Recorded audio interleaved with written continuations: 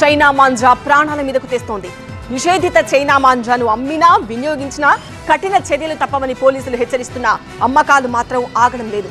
పండగని పండగలా జరుపుకోవాలని, ప్రాణాలు తీసి కాదని హైదరాబాద్ సిపి సజ్జనార్ మరోసారి స్ట్రాంగ్ వార్నింగ్ ఇచ్చారు. నిషేధిత చైనా మాంజా విక్రయం నిల్వపై పోలీసులు ఉక్కుపాదం మోపుతున్నా ఈ వినియోగాలు మాత్రం ఆగడం లేదు.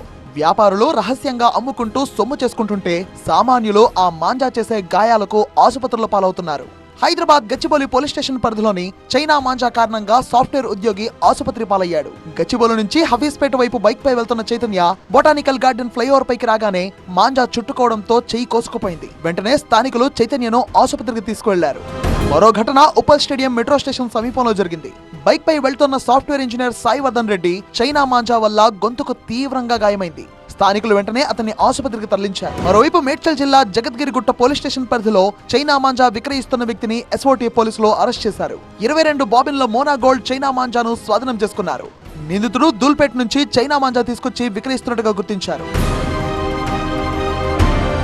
ఇలా వరుస ఘటనలపై హైదరాబాద్ సిపి సజ్జనార్ రియాక్ట్ అయ్యారు. చైనా మాంజా దారం తెగదు, కానీ మనుషుల మెడలు, పక్షుల రెక్కలు తెగ్గొస్తుందన్నారు. మీ క్షణికానందం మరొకరి ఇంట తీరని విషాదం కాకూడదని సూచించారు. నిషేధిత చైనా మాంజా అమ్మినా వినియోగించినా కఠిన చర్యలు తప్పవని హెచ్చరించారు. ఈ కేసులో బుక్ అయిన వాళ్ళకి 5 సంవత్సరం శిక్ష పడే అవకాశం కూడా ఉంటుంది.